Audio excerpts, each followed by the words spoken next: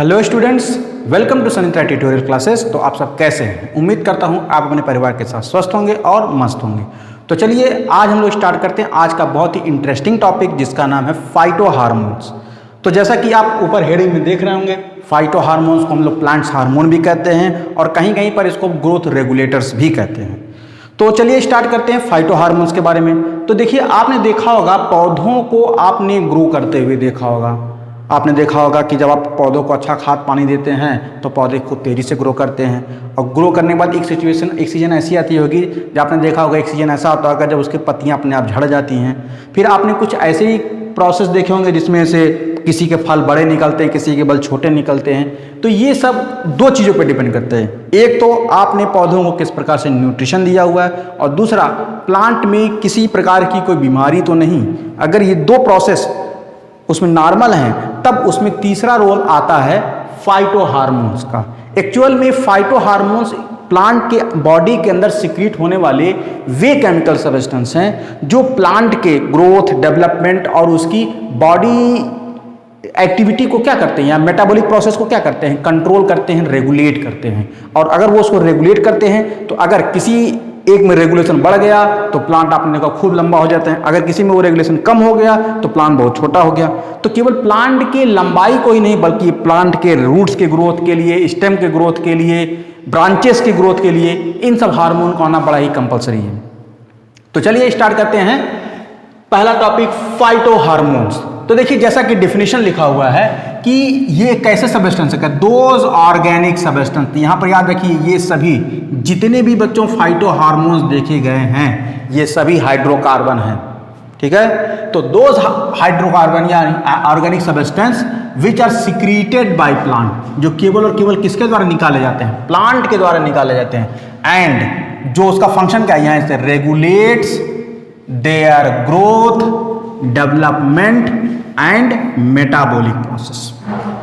वो उसकी ग्रोथ को कंट्रोल करते हैं, वो उसके डेवलपमेंट को कंट्रोल करते हैं, इवन उसके मेटाबॉलिक प्रोसेस, रेस्पिरेशन से लेकर के फोटोसिंथेसिस प्रोसेस तक को भी वो कंट्रोल करते हैं। इवन यहाँ तक कि सेल डिवीजन को भी वो लोग क्या करते हैं, कंट्रोल करते हैं। तो इन्हीं को हम लोग कहते हैं कंबाइंड रूप से growth, development and metabolic process.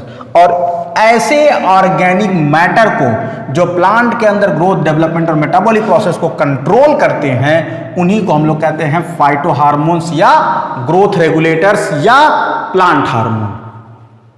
तो पहला क्वेश्चन ये आता है कि किसने ये डिस्कवर किया। जाहिर सी बात है, डिस्कवर किया तो पढ़ना पड़ेगा, यानी सबसे पहले उसका नाम बताइए कि किसने ये डिस्कवर किया। तो जाहिर सी बात है, जिस प्रकार से हर चीज के कुछ डिस्कवरर साइंटिस्ट का नाम है उसी प्रकार से इनके भी कुछ डिस्कवरर्स हैं। तो इनके जो डिस्कवरर थे उनका नाम था वेंट एंड थीमन। वेंट और थीमन ने ही सबसे पहले प्लांट हार्मोन के बारे में उन्होंने डिस्कवरी किया और उन्होंने कुछ प्लांट हार्मोन को डिस्कवर किया। जैसे वेंट और थीमन ने सबसे पहला जो हार्मोन डिस्कवर किया था वो था ऑक्सिन, और उन्होंने ऑक्सिन के वर्क को स्टडी किया और स्टडी करके एक बुक पब्लिश की।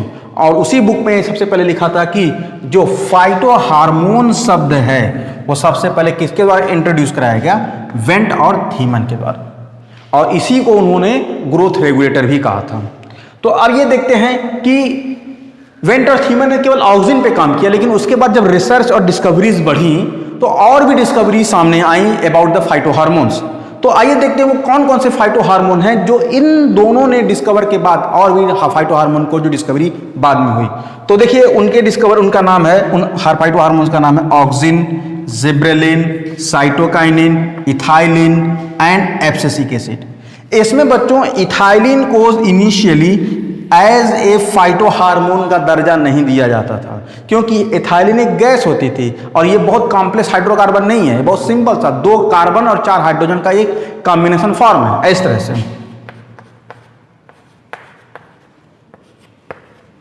तो बहुत सारे लोग इसको फाइटो हार्मोन की कैटेगरी में नहीं रखते थे, लेकिन आपने देखा होगा चाहे आप फल खाइए, चाहे आप आम खाइए, चाहे केले खाइए, तो आपने देखा होगा आजकल इन फलों को पकाने के लिए इथाइलिन गैस का सबसे ज़्यादा यूज किया जाता है। और ये काम क्या करते हैं, ये प्लांट के सेल वॉल में प्रेजेंट जो कैल्शियम पेक्टेट होते हैं यानी जो मिडिल लैमेला होती है, और वो मिडिल लैमेला किसकी बनी होती है? कैल्शियम पेक्टेट की बनी होती है। तो ये उसी कैल्शियम पेक्टेट को क्या कर देते हैं? डिसॉल्व कर देते हैं। और जब वो कैल्शियम पेक्टेट डिसॉल्व हो जाता है तो उसके रेफरेंस में जो फाइटोक्रोम्स होते हैं वो उनको क्लोरोफिल यानी वो रेड कलर में अपीयर हो जाता है। और जब रेड कलर में अपीयर हो जाता है तो या येलो कलर में अपीयर हो जाता है तो उसी को हम लोग कहते हैं फल का पकना। और फल पकने के बाद आपने देखा होगा, टच करके देखा होगा, वो कच्चे के अपेक्षा वो कुछ ज्यादा क्या जाते हैं? मुलायम हो जाते हैं, because of dissolution of calcium pectate. और डिसॉल्व कौन कराता है? इथाइलिन। तब जाकर के इसको एक फाइटो हार्मोन की संज्ञा दी जाएगी। तो स्टूडेंट्स आ जाते हैं हम लोग अपने नेक्स्ट हार्मोन की तरफ, जिसका नाम है ऑक्सिन। जैसा कि इसके बारे में पहले बता दिया गया था कि इसको वेंट और थीमन ने सबसे पहले इसको डिस्कवर किया था। कुछ कैनरी एक घास थी, उस कैनरी घास के सबसे हेड रीजन पे पाए जाने वाले जो जर्मिनेशंस थे वहाँ पर उससे उनको एक्सट्रैक्ट करके निकाला था। और उन्होंने बताया था कि ऑक्सिन जो होते हैं एक ग्रोथ प्रमोटर हार्मोन होते हैं। कैसे हार्मोन होते हैं? ग्रोथ प्रमोटर हार्मोन होते हैं। अब इनकी खासियत होती है कि ये, जैसा कि यहाँ पे लिखा ग्रोथ प्रमोटर हार्मोन, तो ये जो कहते हैं ये एपिकल मेरिस्टम की ग्रोथ को प्रमोट करते हैं। याद करिए, एपिकल मेरिस्टम हमने आपको प्लांट बना करके बताया था, और बताया था कि प्लांट का वो हिस्सा जो अपवर्ड डायरेक्शन में ग्रोथ करता है, तो इसके ऊपर जो सेल पाया जाता है ये क्या है? Apical meristem. तो एक्चुअल में ये जो ऑक्सिन है इस एपिकल सेल के अंदर सबसे ज़्यादा मात्रा में पाई जाती है, जिसकी वजह से प्लांट जो होते हैं अपवर्ड डायरेक्शन में ग्रोथ करते हैं। और young buds, young flower buds and germination seed. और कहाँ कहाँ मिलता है? अगर कोई फ्लावर निकल रहा है, मान लिया यहाँ से ऐसे कोई फ्लावर निकल रहा है और यहाँ पर उसकी बडिंग हुई है, इस तरह से बडिंग हुई है, तो ये इस बड को फ्लावरिंग कंडीशन में क्या कर देता है? मेंटेन कर देता है, पहली बात। और दूसरी बात ये कि आपने सीड देखा होगा,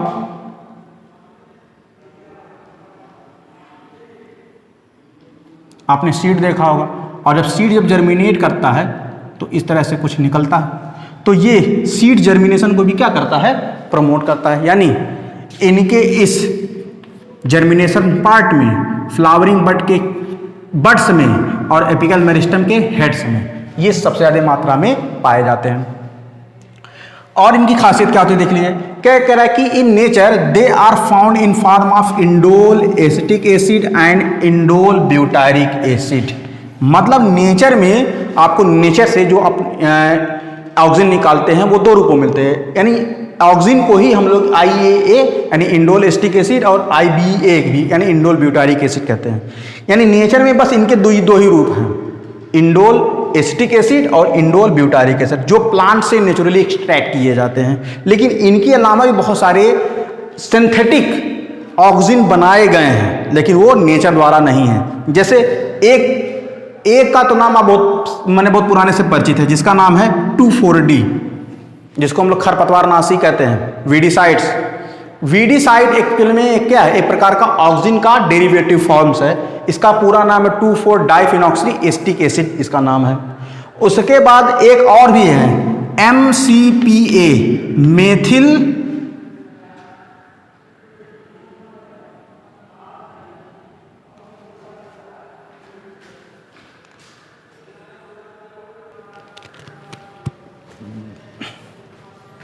मेथिल क्लोरोफिनॉक्सी एसिटिक एसिड। ये एक सिंथेटिक ऑक्सिन है जो नेचर द्वारा नहीं बनाया जाता, बल्कि इसको डेराइव करके बनाया गया।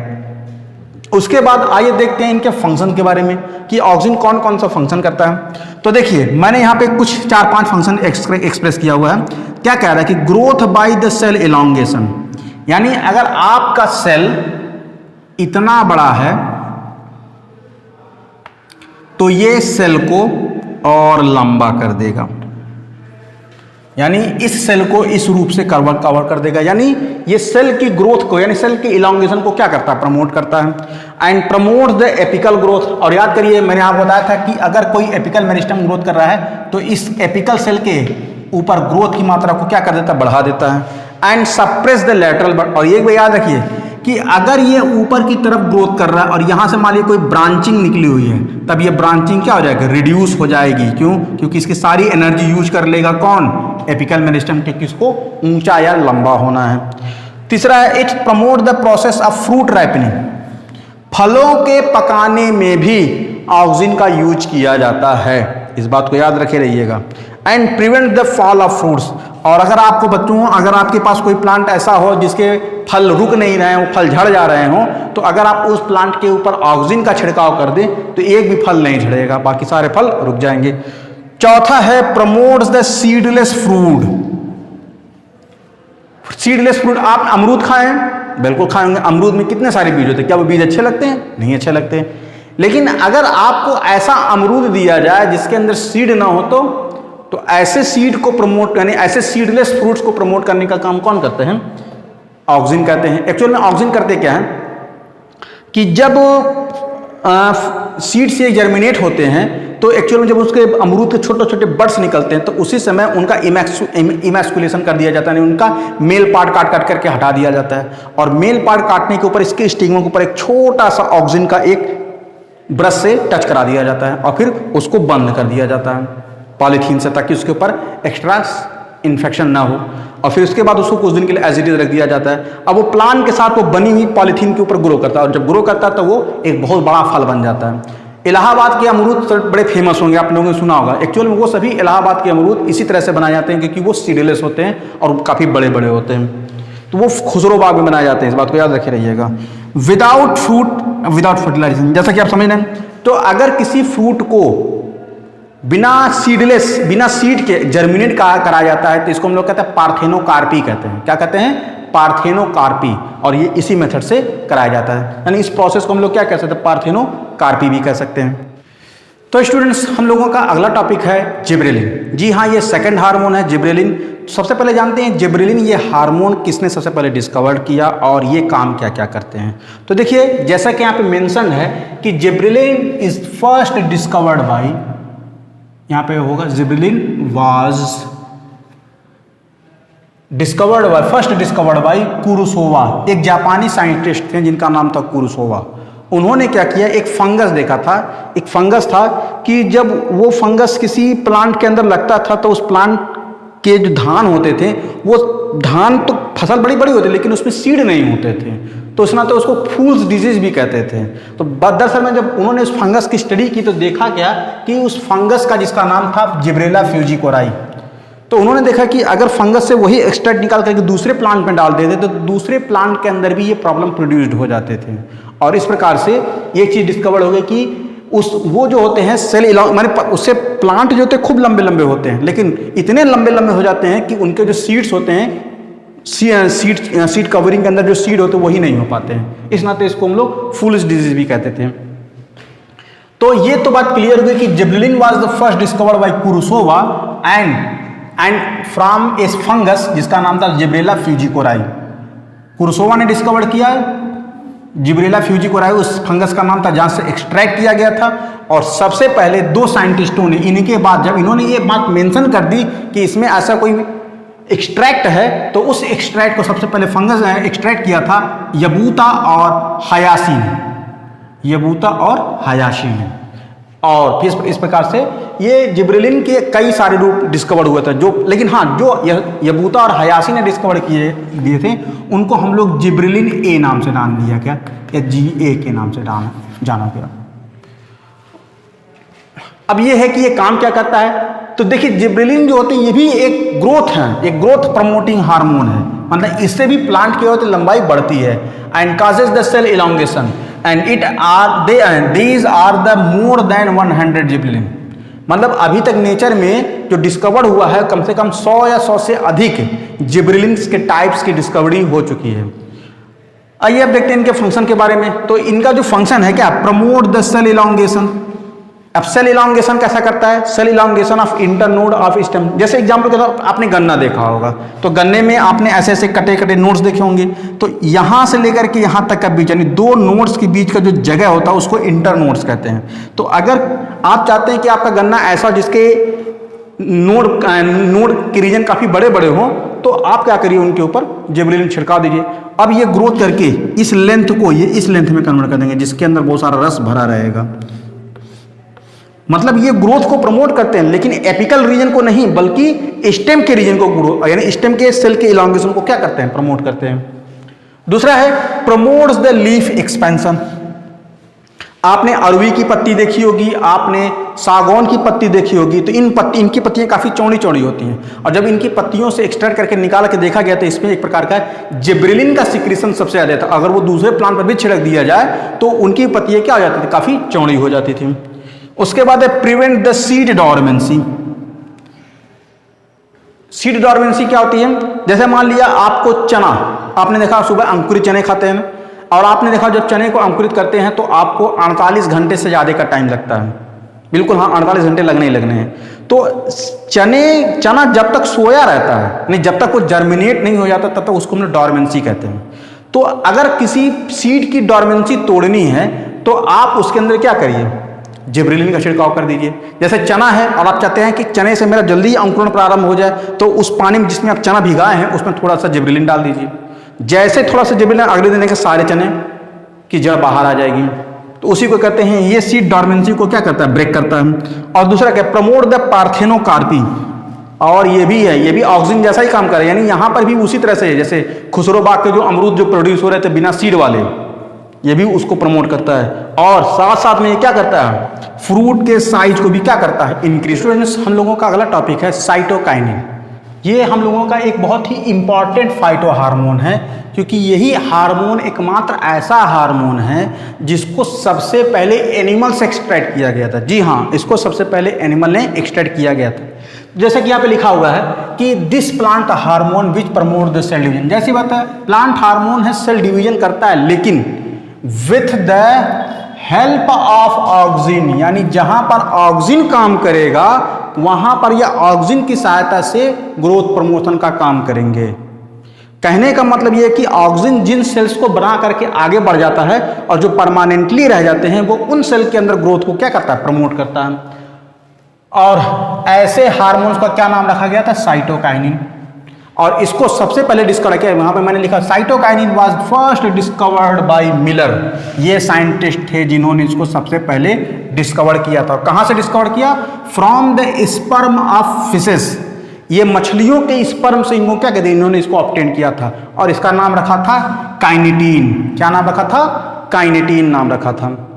और उस काइनेटीन का साइंटिफिक नेम था, मतलब जो अगर केमिकल कंपोजिशन देखा गया तो ये N6 फॉरफ्यूरिल एमिनोप्यूरिन उसका साइंटिफिक कंपोजिशन था।